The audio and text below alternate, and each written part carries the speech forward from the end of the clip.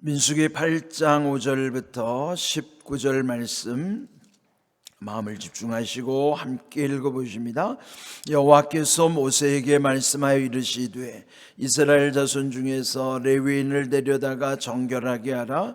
너는 이같이 하여 그들을 정결하게 하되 곧 속죄의 물을 그들에게 뿌리고 그들에게 그들의 전신을 삭도로 밀게 하고 그 의복을 빨게 하여 몸을 정결하게 하고 또 그들에게 수송아지 한 마리를 번제물로 기름 섞은 고운 가루를 그 소제물로 가져오게 하고 그 외에 너는 또 송아지 한 마리를 속죄 제물로 가져오고 레위인을 회막 앞에 나오게 하고 이스라엘 자손의 온 회중을 모으고 레위인을 여호와 앞에 나오게 하고 이스라엘 자손이 그들에게 안수하게 한 후에 아론이 이스라엘 자손을 위하여 레위인을 흔들어 바치는 제물로 여호와 앞에 드릴지니 이는 그들에게 여호와께 봉사하게 하기 위함이라. 레위인으로 수송아지들의 머리에 안수하게 하고 네가 그 하나는 속죄 제물로 하나는 번제물로 여호와께 드려 레위인을 속죄하고 레위인을 아론과 그의 아들들 앞에 세워 여호와께 요제로 드릴지니라. 너는 이같이 이스라엘 자손 중에서 레위인을 구별하라. 그리하면 그들이 내게 속할 것이라. 내가 그들을 정결하게 하여 요제로 드린 후에 그들이 회막에 들어가서 봉사할 것이니라. 그들은 이스라엘 자손 중에서 내게 온전히 드림받은 자라. 이스라엘 자손 중 모든 초태생 곧 모든 처음 태어난 자 대신 내가 그들을 취하였나니 이스라엘 자손 중에 처음 태어난 것은 사람이든지 짐승이든지 다 내게 속하였으면 내가 애굽 땅에서 모든 처음 태어난 자를 치던 날에 그들을 내게 구별하였음이라. 이러므로 내가 이스라엘 자손 중 모든 처음 태어난 자 대신 레위인을 취하였느니라. 내가 이스라엘 자손 중에서 레위인을 취하여 그들을 아론과 그의 아들들에게 주어 그들로 회막에서 이스라엘 자손을 대신하여 봉사하게 하며 또 이스라엘 자손을 위하여 속죄하게 하였나니 이는 이스라엘 자손이 성소에 가까이 할 때에 그들 중에 재앙이 없게 하려 하였음이니라. 아멘. 본문의 말씀은 하나님께서 특별히 하나님의 사명을 맡긴 레위 지파에 주시는 말씀입니다. 그래서 그 성막에서 일하는 레위인들은 여기 오늘 본문에 보면은 정결하게 하는 예식을 이제 치르게 하시는 것입니다. 그래서 여기 이제 오늘 그 6절 말씀에 보면은 그 레위인들을 정결하게 하라 말씀이 있고요. 또 14절에서 보면 그 레위인을 구별하라. 거룩이라는 의미 속에는요, 이 두 말씀이 그 속에 들어가 있어요. 정결이라는 것은 깨끗해야 된다는 것이죠. 우리의 마음으로부터 몸도, 그래서 마음가짐 몸가짐이 정결하는 것이 먼저 거룩의 조건이에요. 그런데 또 14절 구별하라라고 하는 것에는 구별이라는 것은 섞이지 않는 것이에요. 성도가 세상에서 믿지 않는 사람들과 어울리더라도요, 본질이 흐려지지 않는 거예요. 그게 구별된 모습이거든요. 그러므로 오늘날 성도들의 거룩함은 이 두 가지가 있어야 되는 것입니다. 정결함과 구별됨, 그 두 가지가 있을 때 성도를 일컬어서 거룩한 백성 성도라 칭하는 것입니다. 그래서 그 레위인들을 특별히 하나님의 사명을 감당하도록 할 때에 몸가짐을 7절에 보면요, 먼저 그들을 정결하게 하는데 속죄의 물을 뿌리라. 그는 상징적 의미죠. 속죄의 물을 뿌린 다음에 또 전신을 삭도로 밀으라 하는 거예요. 요즘 우리 젊은 친구들 보면은 이 몸에 털을 미는 거 제모한다고 그러잖아요. 그래서 사실 이 레위인들도 제모를 하는 거예요. 그러니까 몸에 있는 모든 머리를 비롯해서 온 몸의 털을 다 깎는 거예요. 그것만큼 몸도 아주 정결하게 하고 또 의복, 옷 입는 것까지도 빨아야 된다. 예? 그 몸에 그 속죄의 물을 뿌릴 뿐만 아니라 전신의 털도 다 밀고 그들이 입어야 하는 옷까지도 깨끗하게 빨아서 몸을 정결하게 하라는 거예요. 그러니까 마음도 몸도 정결한 가운데 8절에 보면은 번제, 소제, 속죄제 제사를 또 드려서, 번제라는 것은 그 제물을 온전히 불살라서 하나님께 드리는 전적 헌신을 의미하죠.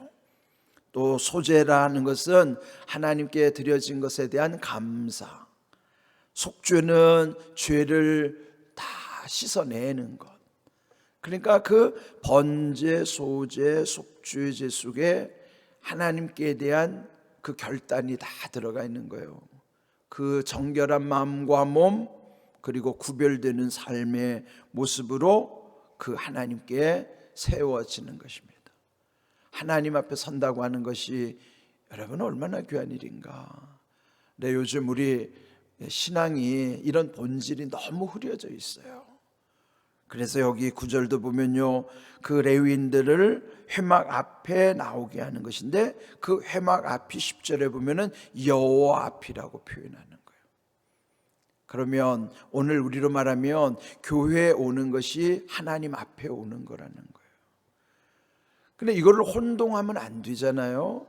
그러니까 말이 혼동이라는 게 뭐냐면 섞여서 똑같이 취급하는 게 그게 혼동이에요. 한문으로 풀자면 혼이 섞일 혼자거든요. 동은 같다는 거예요. 섞어서 같이 보면 안 된다는 것이죠. 구별됨이라는 것은 본질을 흐리지 말라는 것이에요. 형식을 통해서 본질을 흐리지 말라는 거예요. 그러니까 우리가 교회에 온다는 것도 여기 오는 것이 곧 회막 앞에 오는 것이 여호와 앞에 오는 것이다. 그러면 과연 여러분, 우리는 교회에 온 것이 하나님 앞에 온 것일까요? 어떤 책 중에 책 제목이 크리스찬 무신론자라는 책 제목이 있더라고요. 전 읽어보지는 않았는데 공감하는 내용이에요. 예? 크리스찬 무신론자가 뭐예요? 예? 크리스찬이라고 하면서 교회는 오는데 주님 없이 살아가는 사람들. 우리 교회 안에도 크리스찬 무신론자들이 있을 수 있다는 거죠. 저는 목회하는 공항교회 안에 크리스찬 무신론자들이 없기를 바랍니다. 그는 하나님을 믿는다고 해서 하나님과 상관없이 살면 그는 크리스찬 무신론자예요.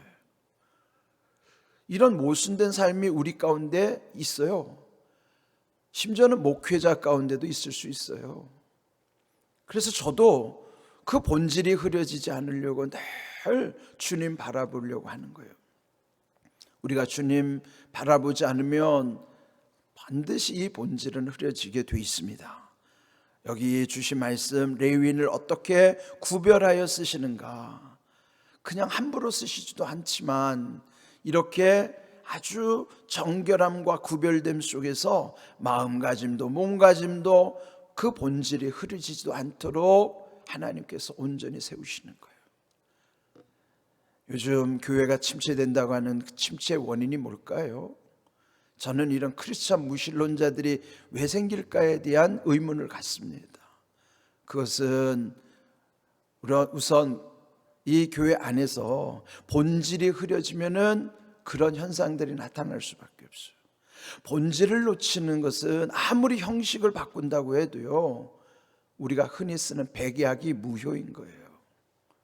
지금 우리 교회도 공미준에서 이런 여러 가지 지금 논의하는 바가 있지만은 제가 늘 마음에서 잊지 않으려고 하는 거는 그런 형식 아무리 바꿔도 본질 놓치면 백약이 무효예요.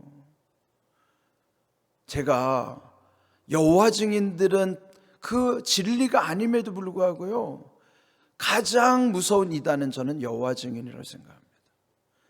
여기 무슨 신천지나 이런 사람들은 일시적으로 나타나는 현상들, 교주가 죽으면 그 사람 다 침체됩니다. 근데 여호와 증인은요, 예전엔 아주 미약했었는데 지금은요 아주 굳건하게 서 있어요. 잘 드러나지도 않아요. 그런데 가정별로 탄탄하게 세워져 가지고 여호와 증인들은요 아무리 전도하려고도 안 돼요. 이탈하지 않아요. 저는 그 여호와 증인을 지금 연구하고 싶은 거예요. 어떻게 저 사람들은 저렇게 견고할 수 있을까? 진리가 아닌데도 견고한 원인이 뭘까? 우리는 진리를 말하면서 왜 이렇게 침체되고 있을까? 그거는요 본질을 놓치는 우리 기독교 안에 보면 이 사회적인 유행을 따라간다고요. 교회 안에서도요 무엇으로 부흥했다고 하면 그거를 따라가다가 유행. 젊은이들이 열린 예배를 좋아한다고 해서 열린 예배마다 다 찬양하고 그랬는데요 그 아이들이 본질을 놓치니까 다 아무것도 아니에요. 그런데도 여전히 보면은 형식만에 치우치는 거예요. 본질을 놓치는 거예요. 본질을 잃어버린 형식을 아무리 바꿔보세요. 물론 사람들을 끌어모을 수는 있겠죠. 일시적 관심사로 인해서. 근데 그건 지속되지 않아요. 유행은 잠시 지나가는 것이지 본질을 놓치면 유행이 된다고요. 그래서 우리가 진정한 주님의 교회의 부흥이 뭔가를 우리가 항상 잊지 말아야 됩니다. 그건 다름 아닌 오늘 이 말씀 속에서의 거룩 속에 들어있는 정결함과 구별됨을 우리가 항상 하나님이 무엇을 우리에게 원하실까 하는 거예요. 이번에 오신 강사님이 사실은 저는 대학 4년 선배님입니다. 제가 신학교 1학년 들어갔을 때 그분은 4학년이에요. 하늘 같은 선배님인데 그때 그분에 대해서 느낀 거는 정말 똑똑하신 분이다. 말도 잘하시고 아는 것도 많고 박식하는 거예요. 그런데 이번에 거의 30년 훨씬 넘어서 그분을 뵀는데요. 그분은 몸도 망가져 있고 그 망가진 몸 가운데 다시 하나님을 만나가지고 그분이 말씀을 전하는 건 천국이었어요. 30여 년 전에 그분은 세상적으로 똑똑한 분이었는데 30년 후에 다시 만난 그분은 마치 야곱이 환도뼈가 부서져서 몸을 저는 것처럼 그 선배님은 몸을 절고 나타나셨어요. 그러면서 전하는 게 천국 복음이에요. 그분이 강조한 게 목표와 목적을 혼동하지 말라는 거예요. 우리가 무엇을 하고자 하고 무엇이 되고자 하는 것은 그건 목표예요.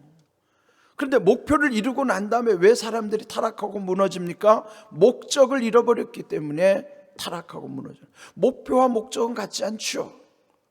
그런데 성경은 우리에게 목적 하나만 알려주시는 거예요. 그게 뭐냐면 천국의 목적을 들 때만이 이 세상에서 무너지지 않는 거예요. 목표는 다양합니다. 우리가 이루고자 하는 목표는 항상 목표치를 높일 수도 있고 수정할 수도 있고 달리할 수도 있고 사람마다도 목표는 다 다를 수 있어요. 그러나 하나님이 우리에게 알려주시는 목적은 하나예요. 천국이에요. 그래서 고린도전서 10장 31절 너희가 무엇을 하든지 먹든지 마시든지 무엇을 하든지 다 하나님의 영광을 위하여 하라. 그게 목적이에요. 우리가 이루고자 하는 모든 설정된 목표 속에 이 목적이 들어오지 않으면 다 무너집니다. 타락합니다. 그 선배도 그렇게 무너졌다가 다시 하나님 만났다는 걸 고백하는 거예요. 그 과정이 얼마나 쓰라리겠어요. 그런데 우리 인생 속에 그와 같은 터닝 포인트가 있어야 됩니다. 여러분 목적 놓치면 목표만 달성하다 보면은 사람들이 다 타락해요. 돈 벌었죠, 출세했죠, 그건 다 목표예요. 근데 왜 돈 벌고 출세한 다음에 무너집니까? 목적이 없어서 무너지는 거예요. 그 목적이 이 세상에 목적 없잖아요. 목적 없는 세상.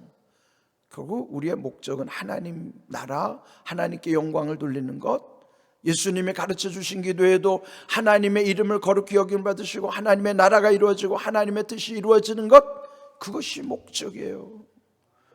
그래야만 우리 인생이 헛되지 않습니다. 거기에 항상 초점을 맞추고 목표를 정하셔야 돼요. 거기에 초점 두지 않고 목표를 정하는 거는요, 결국 다 무너집니다. 오늘 주신 말씀 속에도요, 우리가 거룩해야 되는 그 이유, 거룩해져 가는 절차, 과정, 이런 거를 다 말씀하시는 거예요.